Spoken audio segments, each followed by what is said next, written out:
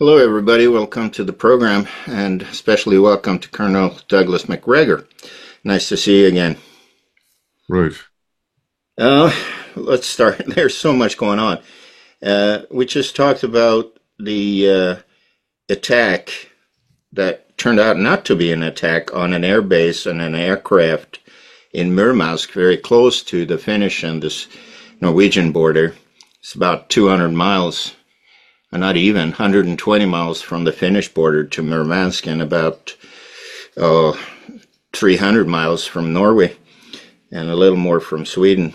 But you're telling me that this strategic bomber of type T-160 was not actually damaged. Is that correct?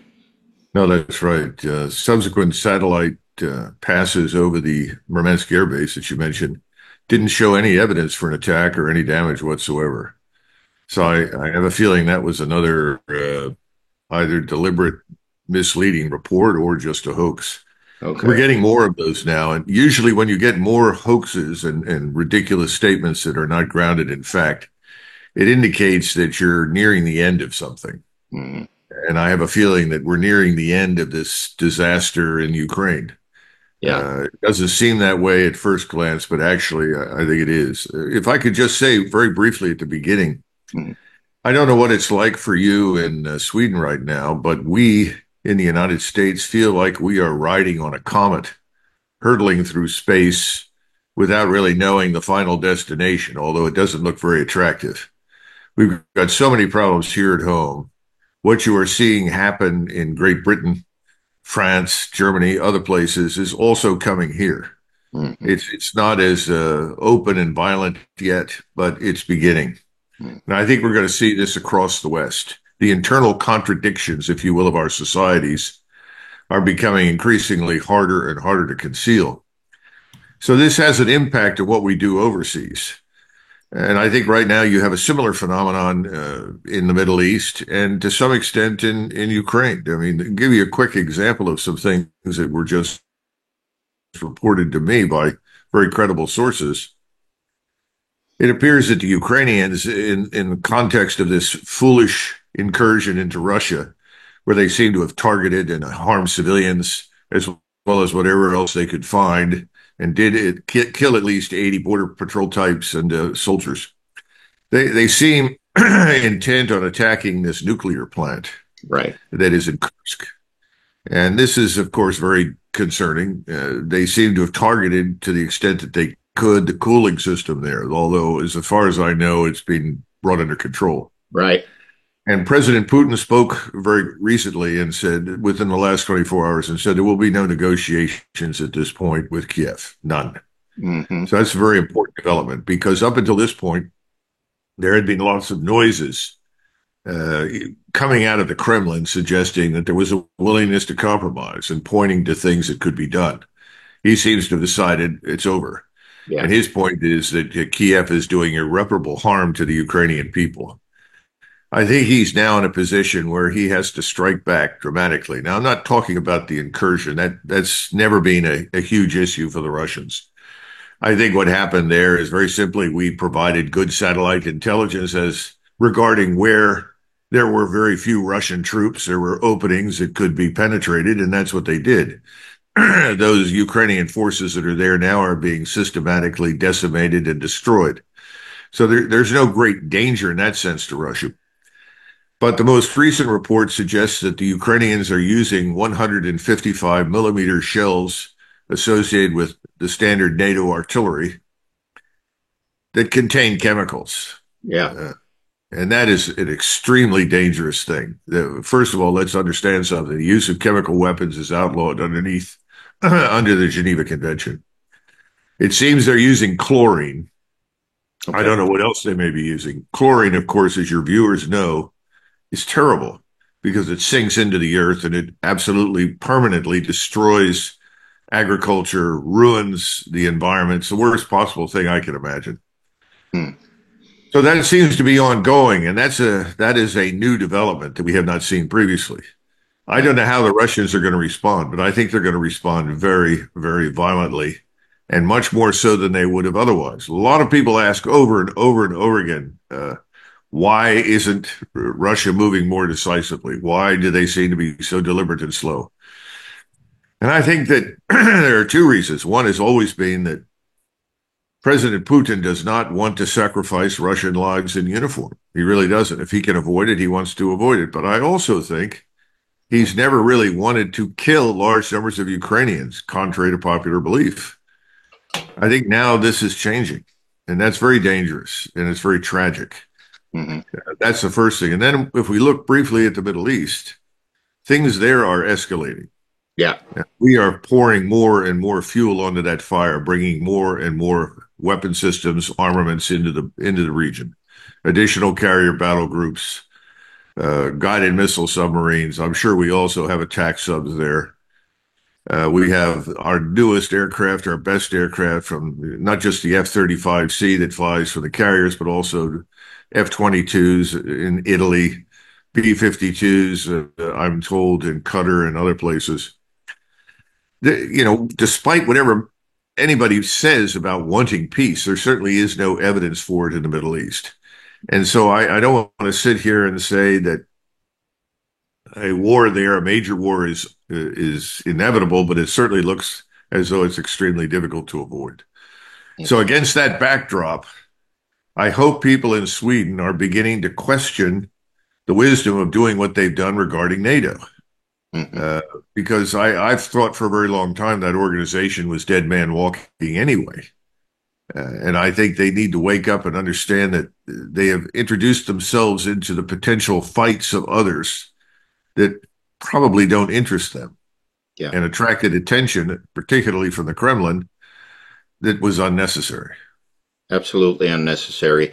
And there is the opinion is against the NATO, but more than that, the Swedish foreign minister, or war minister, minister of defense, Paul Johnson, he signed in December an agreement with Washington, which is on top of the NATO agreement or NATO alliance. Is that it's called the DCA, the Defense Cooperation Agreement. And I asked Larry Johnson about it. He didn't know about it, but I informed him. And that means that Sweden is letting up large portions of territory in form of 17 military bases in Sweden. That's American territory now, according to this agreement. American military zones. And these are huge. Half of Gotland, the island, much of the north, which is the proximity to Russia. So now NATO wouldn't have been so bad, in my opinion, but the DCA agreement is basically a letter of resignation, capitulation. Sweden is capitulated without being the war to the United Well, States. I've heard similar things from my friends in Finland, Yeah. and I think the only thing I can say to both the Finns and the Swedes at this point is, welcome to Washington's reckless war with Russia. Yeah. And I say reckless because there is a failure to understand just how dangerous this could become and how quickly it could escalate into something nobody wants. Mm. And to be frank with you, right now, when you look at the three candidates for president, and really you've got people over here insisting, no, there really are only true, because they continually try to suppress the third candidate, the independent Kennedy. Mm-hmm. The other two are virtually indistinguishable when it comes to these foreign policy issues. Trump is not at all the Trump that I knew many years ago. Yeah. He now sounds as bellicose and as irrational as his counterparts on the left. Mm-hmm. That's very, very deeply disturbing because I just don't see the need for it, and I don't see any rationale for it. But your populations, your electorates need to think about this. Mm-hmm. Is this really what they want? Do they want to become basis for the projection of hostile military power against Russia? Mm. I mean, it's not as though, we're dealing with the Soviet Union. No. There were millions and millions and millions of troops under arms, and, tens of thousands of tanks and guns and God knows what else, and missiles and rockets. That's not the case. So I hope somebody sobers up because I don't see too much sobriety here. And I think part of it is that we are very focused on what's happening inside the country, and the electorate really isn't looking at what's going on overseas. Yeah. Yeah, well, we have a geographical position other than the United States, of course, and a lot less population and so on. But we have the same problems as in Great Britain and other places. We have overloaded with migrants. Sweden's the common man, if you put it that way, is waking up to that this is a very costly problem for a nation like Sweden. Finland has not been in the same situation, in the same degree of taking refugees in, but Swedish people are generally slow to react. Swedish people are very, very by nature tolerant people to the point where it's dangerous for them because they tolerate almost anything. But I think it's about to blow here as well. Well, my impression is that I look at Scandinavia and I see what looks like a crystal clear freshwater lake. And for reasons that make no sense, the population has allowed someone in their own country to dig a canal to the ocean. And so this pristine, clear water that everyone can enjoy and drink and live on is now going to be poisoned by the influx of all this seawater that will ruin the life in the pond and make it undrinkable. So that's sort of my analogy for what's going on in Europe in general, but more particularly where you are in Finland and also Norway. The Norwegians, seem to be completely paranoid about Russia to an extent that it just doesn't make any sense. That's They've right. lived next to the Russians for a long time. One would think they'd know better by now. I think, yeah, they've been a member of NATO as well since what, 1947, I think, Yeah. which never has meant so much until the unrest started in our neighborhood with Russia and NATO and with the it's all going Mhm. on in Ukraine, but it's really NATO versus Russia, in my opinion.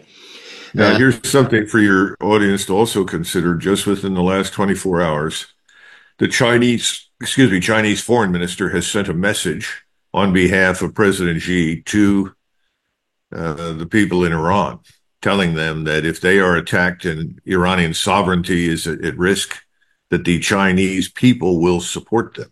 yeah, Now, this is a very unusual thing. The Chinese have almost no military presence to speak of beyond their borders, the exception being, of course, in Africa, in the Horn of Africa. yeah, And it's very small.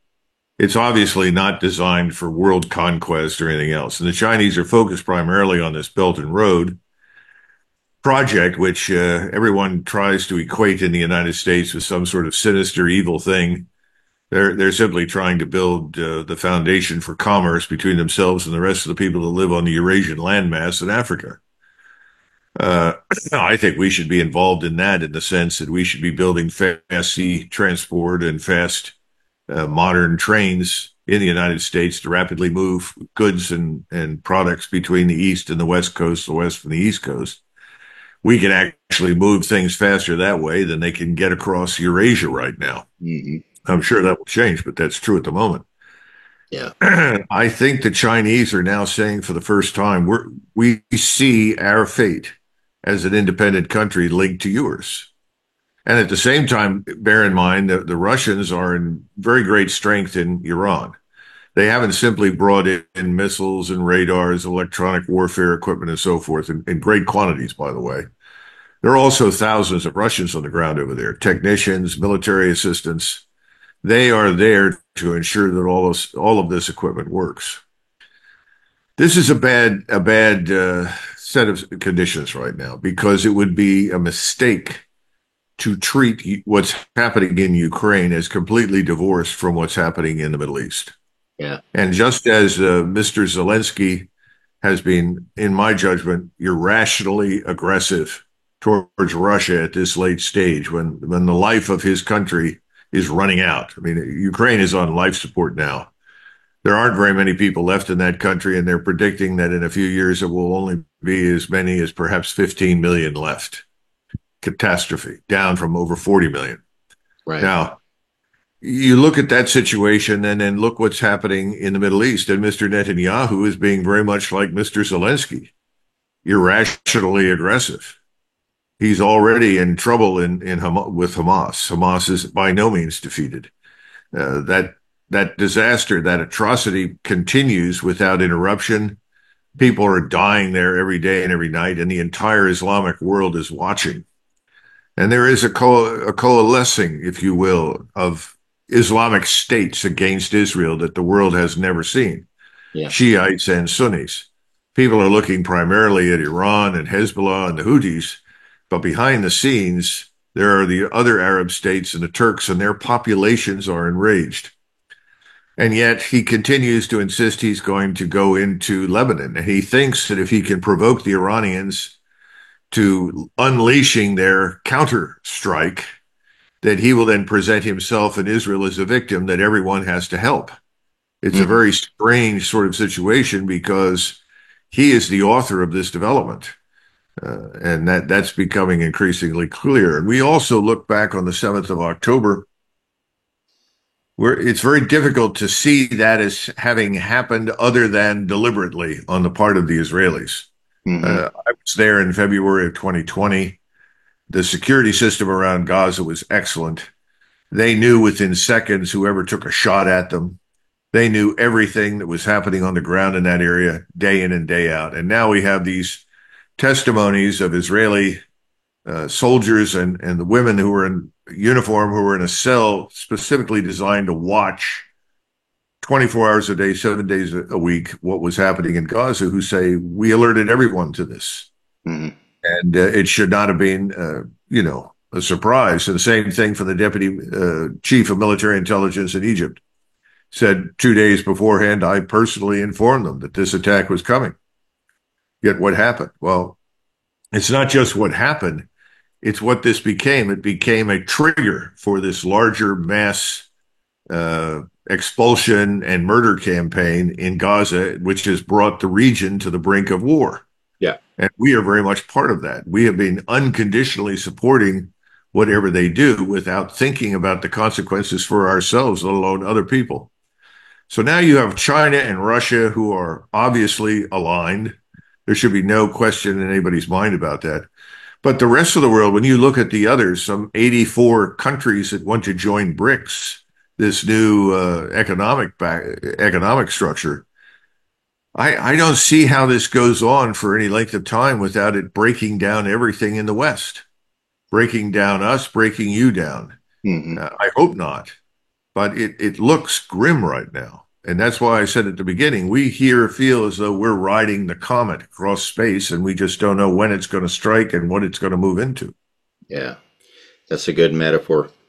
Another question I have, I saw from some sources that Belarus is a little bit upset about Ukraine's been violating their airspace.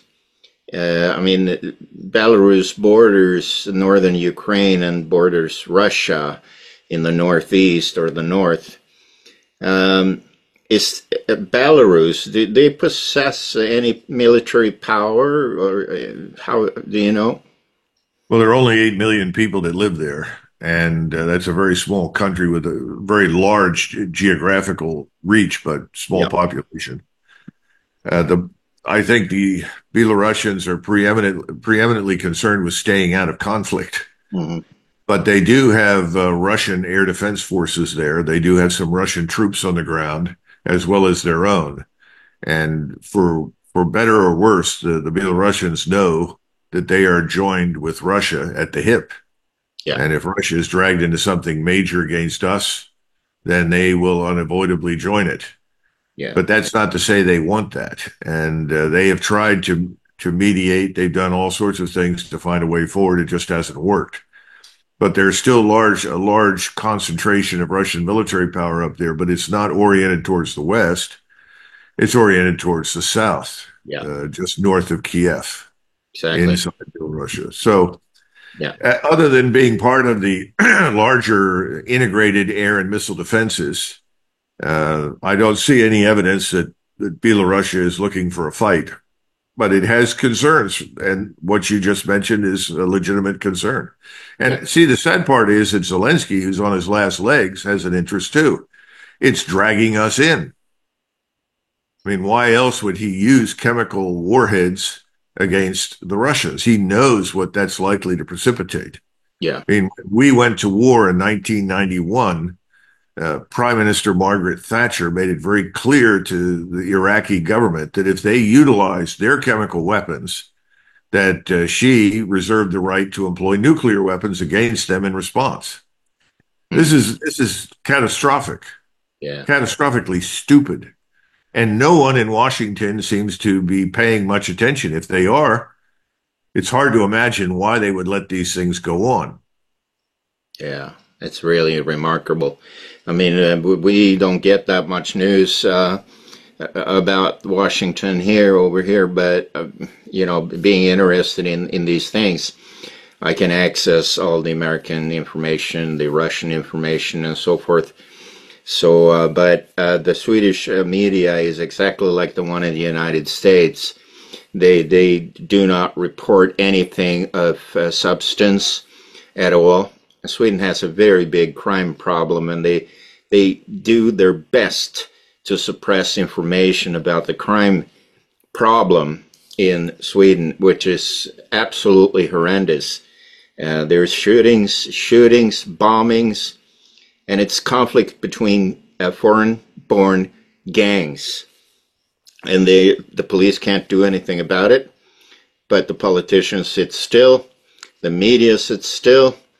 So we're about to explode, like I said, as well as in England, what's going on right now.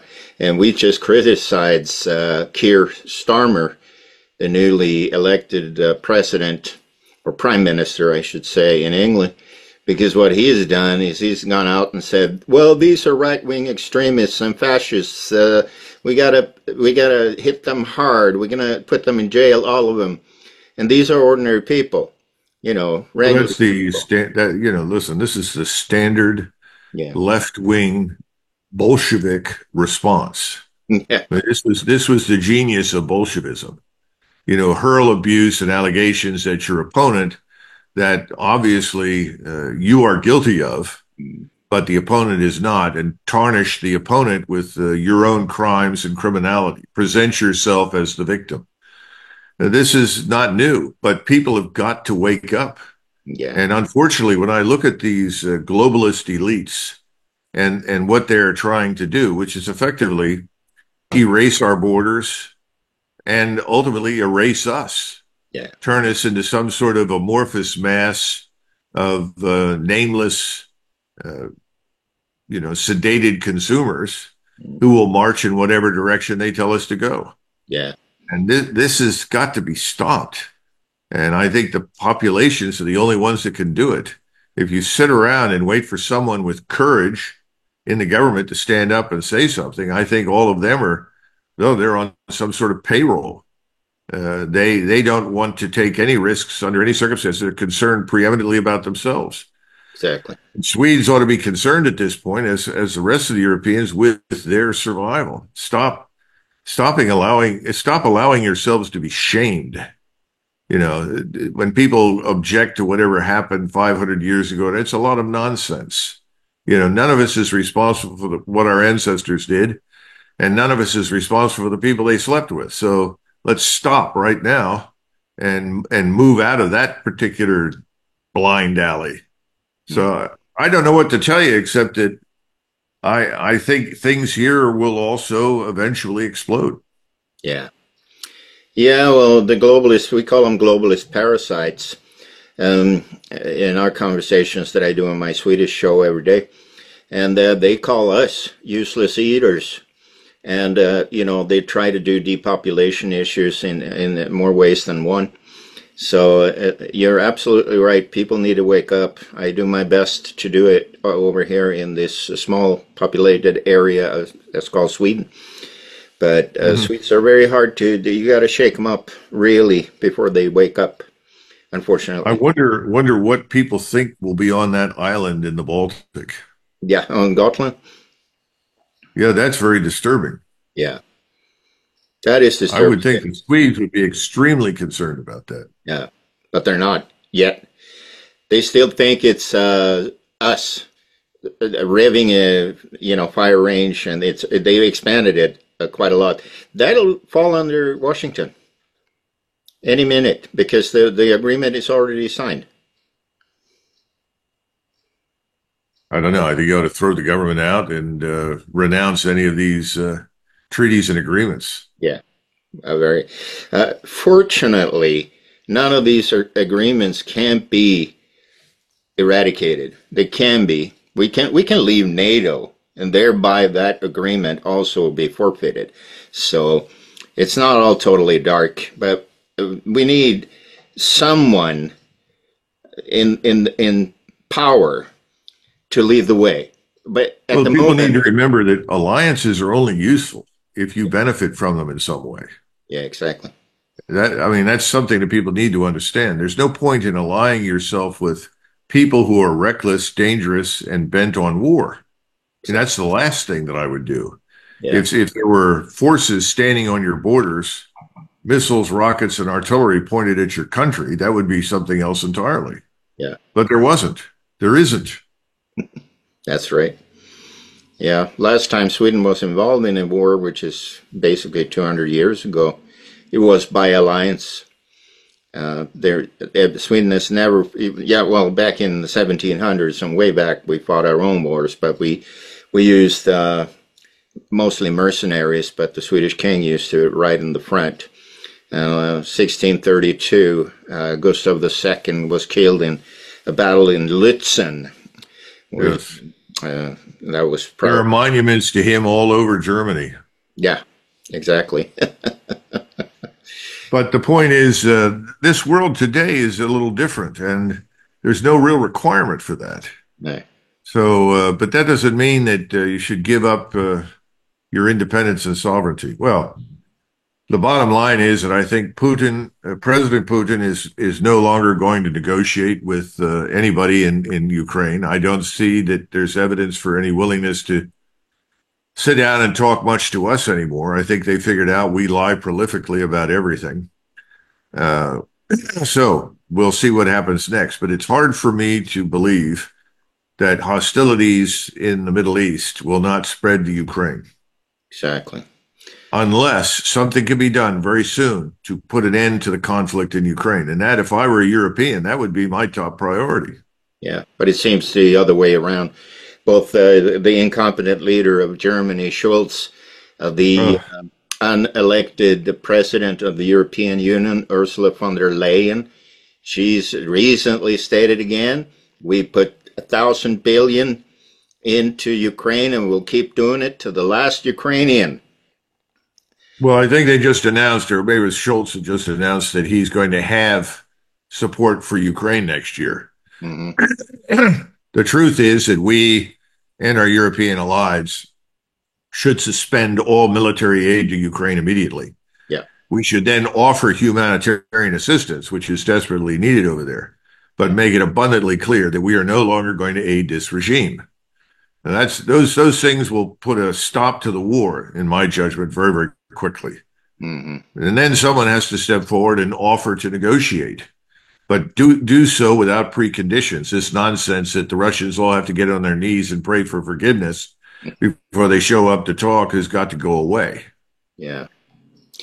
Yeah, and another thing, there are photographs of this. They just caught a Porsche a couple of days ago, open up the boot, and there was 5 million euros stashed in the boot, and that was high up military political leaders' wives' Porsche, trying to get Are you out of talking about in Ukraine, Ukraine? crossing a border.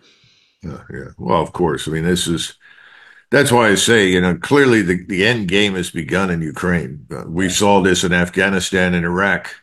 Suddenly, people with suitcases full of cash, trunks full of cash, whatever, are dashing into Jordan and Kuwait to offload the cash. A friend of mine who's British called me and said he had received a call from a friend who was a banker in Jordan saying these people are coming in here with great hordes of cash.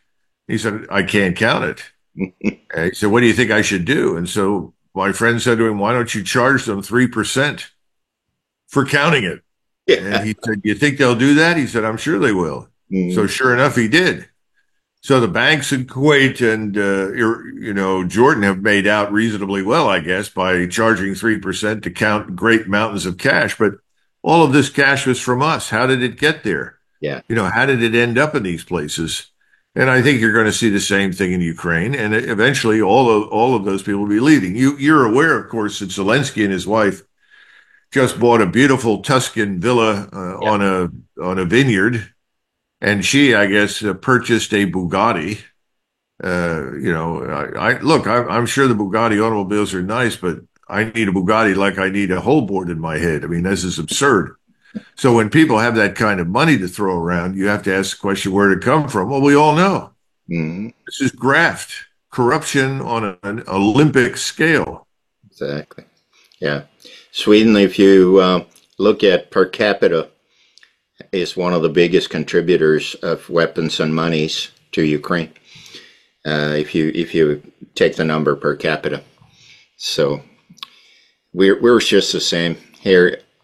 Our government are all idiots, total idiots, unfortunately. Well, as reckless as Charles XII was, these people are much worse. Yeah, And at least Charles XII had genuine allies in Ukraine when he marched to Poltava. yeah, Half the Cossacks supported him. Of course, going to Poltava was a very dumb idea. Why would you march all that way to reach your enemy? Why not make the enemy come to you? This is always a shocker to me when I read about people. Oh, well, they marched 1,000 miles to get to Moscow. What for? It's just stupid. yeah, The whole thing is ridiculous. It's the wrong century. I keep telling people all these heads of state are in the wrong century, and they're all wedded to this Bolshevik agenda that should have died back in 1918. It lasted until what, 1989, 90, 91, Mhm. 92. It took that long to finally destroy it and crush it and get rid of it completely. But that agenda, if you look at the things that people like Karl Schwab and his acolytes are preaching, you can go back and read the same things that were said in 1918 and 19 in the Bolshevik parties.